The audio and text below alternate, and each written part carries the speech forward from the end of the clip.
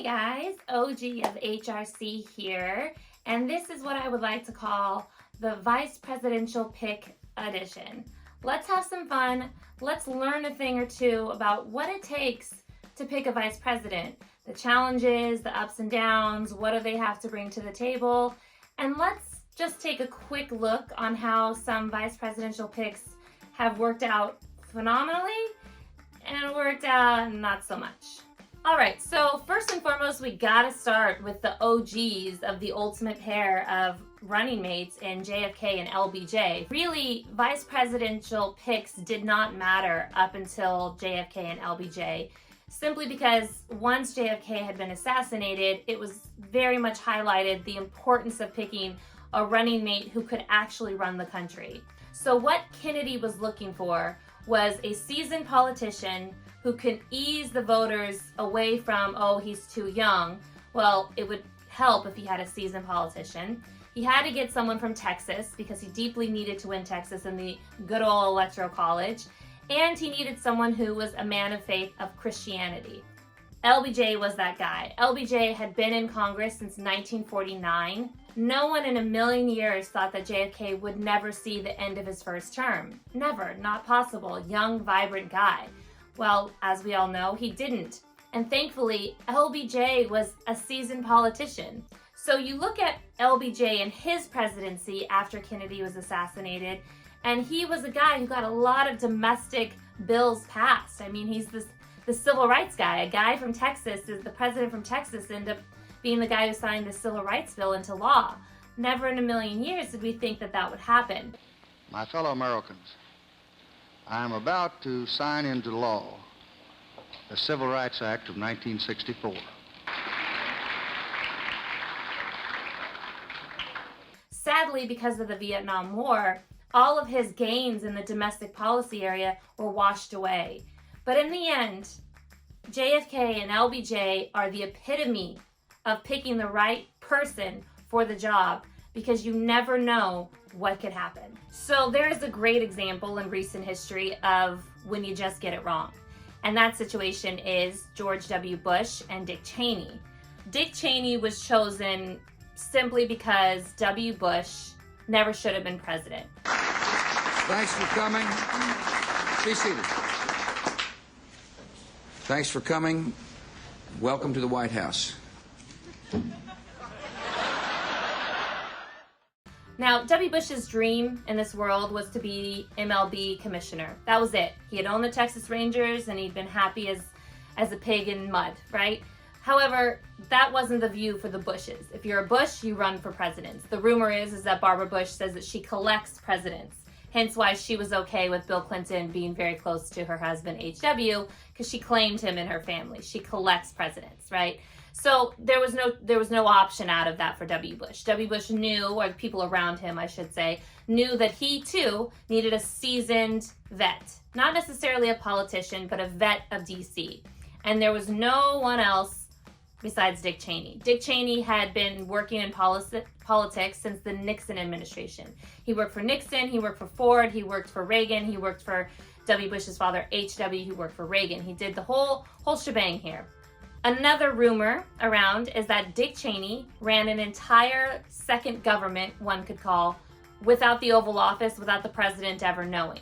So when you really think of the impact of Dick Cheney being the second man in charge, oh man, there's a lot to take in. Think of it this way. In my opinion, without Dick Cheney, we would have never gotten into the Iraq War. We would have not been having this never-ending war in Afghanistan that he still to this day stands by the Iraq War and the lies that was the Iraq War. So no regrets about Iraq? I think we made exactly the right decisions. I truly believe that Osama bin Laden would have been caught and captured under W. Bush's administration within a year after 9/11. Dick Cheney had his hand in stopping that for many, many reasons. I believe our economic recession would not have happened. The manipulation by Dick Cheney and those secondary governments was life-altering for our country. Yes, we can all say that we survived the craziness of W and Cheney, but Cheney has another daughter, and she is a congresswoman from Wyoming, and she is aligning herself up to be the next Speaker of the House once Republicans in their minds take over. So I don't know about you, but I don't ever want a Cheney anywhere close to the Oval Office in any power capacity whatsoever. Okay, so let's talk about another Republican who picked the wrong vice president. Let's talk about John McCain and Sarah Palin. In theory, that idea should have worked, right? I mean, we were talking about a time when McCain truly did not know if it was going to be Hillary Clinton as the nominee or Barack Obama. And if it's Hillary Clinton and he has Sarah Palin, it's great, woman on woman, right? Two different, completely different type of women in a million different ways. And if you go against Obama, it looks like the Republicans are being the more feminist kind of party. So it should have worked either way. However, as we learned as time went on, that she wasn't the correct pick. She was pretty, she was the wiggle and the giggle. She made John McCain look younger because she was so vibrant. And then she did the Katie Couric interview. He's been in Congress for 26 years, almost always sided with less regulation, not more. He's also known as the Maverick, though. I'm just going to ask you one more time, not to belabor the point, specific examples in his 26 years of pushing for more regulation. I'll try to find you some and I'll bring them to you. And that interview will probably go down in history as one of the worst interviews done by a politician. And after that, everything started to crumble. I believe if she would have just done her homework and just studied and faked it, it could have helped John McCain quite a bit. But she got, as you could say, she started reading her own press in the beginning and believed that she was something that she never was. And it became clearer and clearer that they made a really bad decision. And on top of all that, then it came out that her 16-year-old unwed daughter was pregnant. And we're talking about the Republican Party with the right evangelist. So McCain's people did not do their homework. They moved too quickly, and they ruined McCain's chances of ever being president. I believe that if John McCain had picked another woman, which there were a lot of other Republican women that would have been great for him, picked another woman, that possibly he could have beat Barack Obama. I think that it completely transformed. There was a lot of people in this country who originally looked at him as sort of this older guy, washed up guy, and having someone vibrant next to him really worked, but she was vibrant, but there was nothing really there. That's what happens when, again, you pick the wrong candidate. Okay, so in that same election in 2008, seems so long ago now, doesn't it? We had the first African-American nominee in the history of our country, and he had to choose a simple white guy. It's straightforward as that. And he had to pick someone who was known but not too known, wouldn't take the limelight away from the fact that he was about to be the first black president in the history of our country, who was okay taking 5 steps behind a black man in all seriousness. He had to pick someone who was seasoned because Barack was only a 1-term senator on top of being the first black man nominee. So there was a lot of factors in place. There was, so it makes a lot of sense that he ended up with Joe Biden. I mean, Joe Biden is a guy who's been a senator since he was 29 years old of Delaware.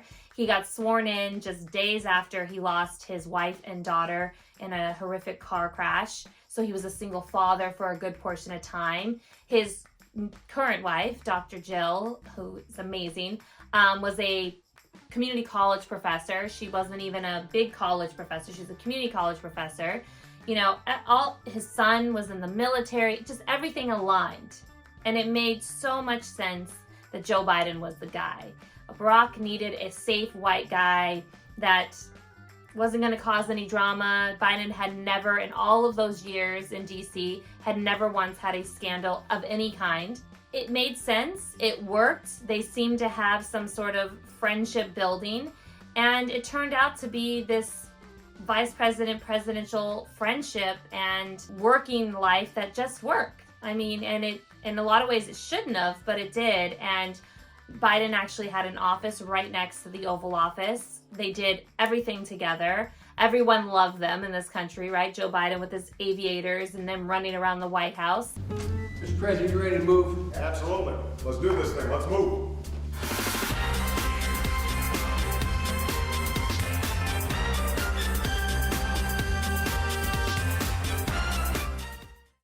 And sometimes it really is that simple and that straightforward when picking a vice president. I mean, it just is. And Barack made the right decision, and he knew exactly what he needed to do. His team knew exactly what he needed to do, and Joe Biden knew exactly what he needed to do. So at the end of the day, that's when it just works. Okay, so the very last example I'm going to give of when it maybe necessarily doesn't work or works, or just an example, is probably the one that I get asked about the most, and that's been from the most recent election of Hillary Clinton picking Tim Kaine, Senator Tim Kaine of Virginia. Now, this is an example of it all breaks down to the Electoral College sometimes, right? In my opinion, I believe that Hillary thought, I'm going to take Pennsylvania, I'm going to take Wisconsin, and I'm going to take Michigan, and Virginia will push me over the top. And Senator Kaine is Virginia.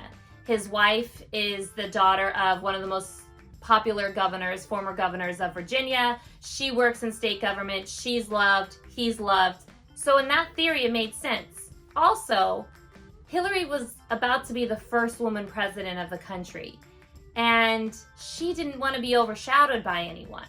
And that's sometimes in these choices, when you're picking a VP, why these sort of more simple Joe Biden, Tim Kaine kind of guys come around and just work, because they don't take the limelight from anyone.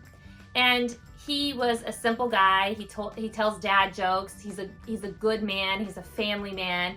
He spoke Spanish. And he was gonna deliver Virginia. All these years looking back, she wanted a simple guy who also was a white man to ease voters who were nervous about voting for just a woman, right? Just like with Barack, they were nervous about voting for just a black man.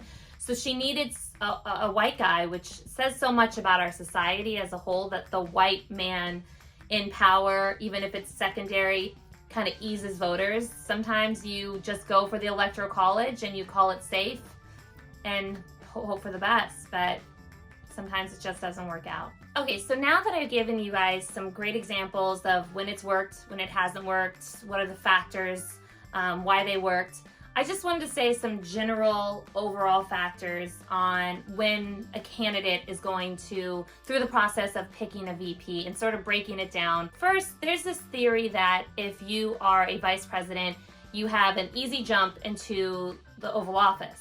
Now, in modern day history, there's only been one president who's been successful in doing that, and that's H.W. Bush after the mega power that was Reagan. But it doesn't guarantee anything.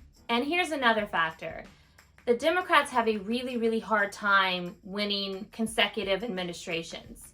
It's just an uphill battle. The Republicans are much better at it. I don't fully understand why, but they just are. So that's not necessarily the best reason to pick or to want your person to be the nominee for vice president. Second factor, major factor, is age. I mean, in all seriousness, if we look at the three men who are still in this race, right? They're all in their 70s. You have to pick a VP and think about a candidate for VP who is vibrant and young. The candidate could be in their 60s, early 70s, but they have to be in a different type of bracket of 70 than Joe Biden or Bernie Sanders. It's as simple as that. And the American people really like to see those contrasts, and it makes their mind at ease, and it helps big time in the ballot box. Third, you have to then start asking yourself, what exactly does the candidate bring to the table, right? So here's an example of a name that's going around and fluttering around is Amy Klobuchar, Senator Klobuchar of Minnesota. Joe Biden's team, I would almost guarantee you, if she is on the short list, I have no clue. It's just the media telling us this, right? The reason I think she's probably on the short list is because it can break down to the Electoral College, right? That's what we've all learned. Popular vote does not matter. Amy Klobuchar is from a very folksy Minnesota. She speaks the middle America kind of language. She's a safe white woman. She's a very successful senator, the most successful senator on the Hill, to be exact. She's been around a good portion of time. She could potentially bring in Minnesota, Wisconsin, Michigan, which we struggled with in 2016. So that's the reasoning, like that's what Amy Klobuchar brings to the table. But the big thing with Amy Klobuchar is she's not necessarily a household name. You know, more people know her now, I guarantee you, than 2 years ago. If I would have said Amy Klobuchar, people would have been like, who are you talking about? But now, because she ran for president and, you know, didn't win any states, but still, she's out there. She's really working for Joe Biden now. But she's not enough of a household name in my opinion, to really bring it home. So that being said, you would go with someone like Kamala Harris, who's very popular because she's from California. She's a black woman. Everyone loves her. She's my senator. I love her. You know, or Elizabeth Warren. Now, the factor with Elizabeth Warren is she brings name recognition. Everyone knows who she is. I mean, she's been on SNL. But she also, this is something that people need to think about too. When you're picking a VP, when you're dreaming of a VP candidate, you need to think about, if they are a senator, who's going to replace them. So with Senator Warren, her governor is a Republican, meaning that she will be replaced by a Republican. Now, all us Democrats, we're working very, very hard to win the Senate back. And what if it got down to we win the Senate back, but we're losing that seat? That's a real possibility that we all have to sort of stop and think about. I get it. A lot of people love Senator Warren. I totally understand that, but that's a reality. And we can't ignore that reality. If we didn't have a chance to win the Senate back, it would be less of an issue, but we really have a chance. The Republicans are more vulnerable than we are. So, you know, that's something that we really need to consider, and I'm sure that Biden's people are considering because, again, her name is going around a lot. After all that I've taught you guys, this is just what it breaks down to. It breaks down to when picking a VP, when dreaming of a VP, when like rallying behind a VP candidate, it's just as simple. They have to bring something to the party, to the nominee, that the nominee does not have, the POTUS nominee does not have. They got to bring something. So I also want to say on that same note that there already has been a woman nominee besides Sarah Palin. She's right here, and that's the pin that I'm wearing, 1984, Geraldine Ferraro. Google her name and just learn a little bit about her. Also, make sure you check us out on our podcast, The OG of the HRC Way, on iTunes, Spotify, and YouTube, of course. And we've got about 12 episodes on there, so all kinds of fun stuff. We're going to keep doing these videos for fun. Again, push the subscribe button if you like what you hear, because we've got more videos coming your way, more podcasts coming your way with some fantastic interviews once this coronavirus kind of slows down here. So everyone, take care of yourselves. And till next time, it's the OG of the HRC, signing out.